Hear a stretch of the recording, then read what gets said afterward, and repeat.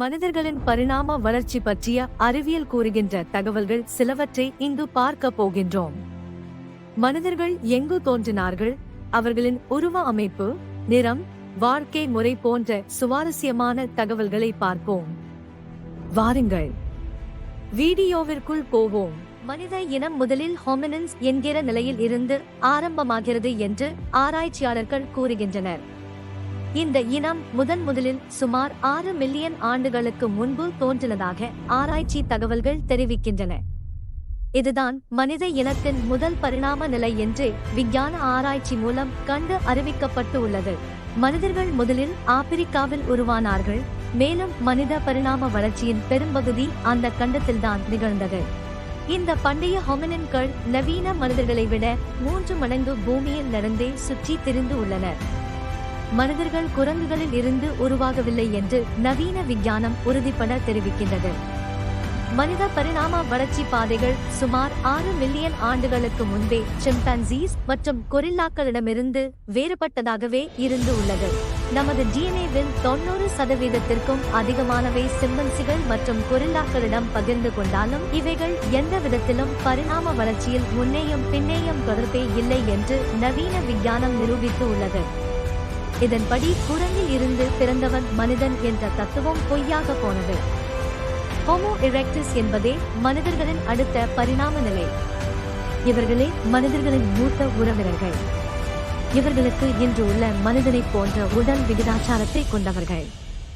அவர்களின் உடற்பகுதியுடன் ஒப்பிடும்போது தற்போதைய மனிதர்களைப் போன்ற குறுகிய கைகள் மற்றும் நீண்ட கால்கள் இருந்தன.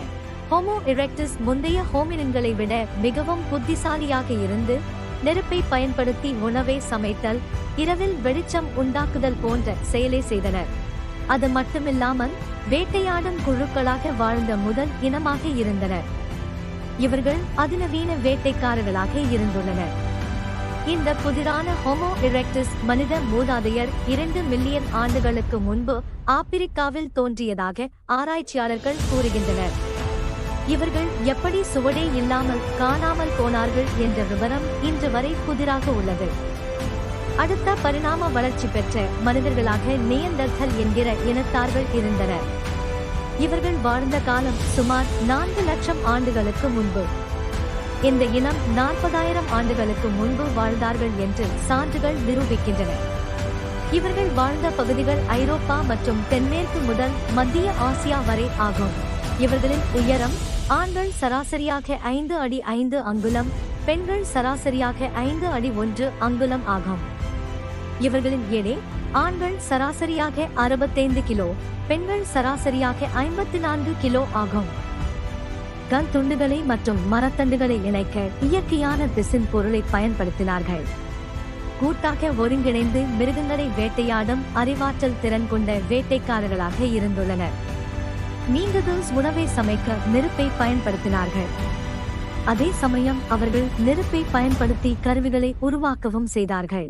அவர்களால் பேச இயலாவிட்டாலும் உரத்த குரல்களை கொண்டவர்களாக இருந்துள்ளனர். இவர்களின் எலும்புக்கூடுகளின் பகுப்பாய்வு முடிவில் இவர்களும் மனிதர்களைப் போலவே நிமிர்ந்து நடந்ததாகவும் நேரான முதுகெலும்புகளை கொண்டிருந்ததாகவும் காட்டுகிறது. நீண்டதூஸ் இனத்தவர்கள் 85% பேர்கள் 40 வயதிற்குள் இறந்துவிட்டதாக மதிப்பிடப்பட்டுள்ளது. மனித பரிணாம வளர்ச்சியில் அடுத்து வந்தவர்கள் ஹோமோ சேப்பியன்ஸ் ஆவார்கள். ஹோமோ என்பது லத்தீன் வார்த்தையில் மனிதன் என்று பொருள். சேப்பியன்ஸ் என்பது லத்தீன் மொழியில் அறிவானவர் என்று அர்த்தம். அறிவான மனிதன் என்று பொருள்படுகிறது. இன்று உலகில் வாழும் அனைத்து மக்களும் ஹோமோ சேப்பியன்ஸ் இனத்தைச் சேர்ந்தவர்கள்தான். நாம் அனைவரும் இந்த ஹோமோ சேப்பியன்ஸ் இன் பரிணாம வளர்ச்சியே. இவர்களின் காலத்தில் கற்கருவிகள் செய்து பயன்படுத்தப்பட்டது. அது மட்டும் அல்ல, கற்களில் பல நுணுக்கமான கருவிகள், மீன் பிடிக்க தூண்டில் மற்றும் கொக்கிகள் உருவாக்கினார்கள். மேலும் இவர்கள் காலத்தில் வில் மற்றும் அம்புகள், ஈட்டி ஆகியவற்றையும் முதலில் உருவாக்கி பயன்படுத்தினார்கள். அது மட்டுமா, தையல் ஊசிகள் உள்ளிட்ட சிறப்பு சிறு உபகரணங்களையும் உருவாக்கினார்கள். உணவை தேடி அலைந்து வந்ததை மாற்றிய பெருமை இந்த ஹோமோ சேப்பியன்ஸ் இனத்தைச் சேரும். தாங்கள் தேர்ந்தெடுத்து வாழும் இடத்திலேயே உணவுக்கு தாவரங்கள் மற்றும் விலங்குகளை வளர்க்கும் கலையை கண்டுபிடித்தனர். இந்த கண்டுபிடிப்பு விவசாயம் மற்றும் கால்நடைகளை வளர்ப்பதற்கு வழிவகுத்தது. பூமியின் இயற்கை நிலப்பரப்புகளை மாற்றியமைக்கும் நடவடிக்கைகள் உண்டானது. இந்த நடைமுறை முதலில் ஓரிடத்தில் ஆரம்பித்து பின்னர் உலகம் முழுவதும் விரிவடைந்தது.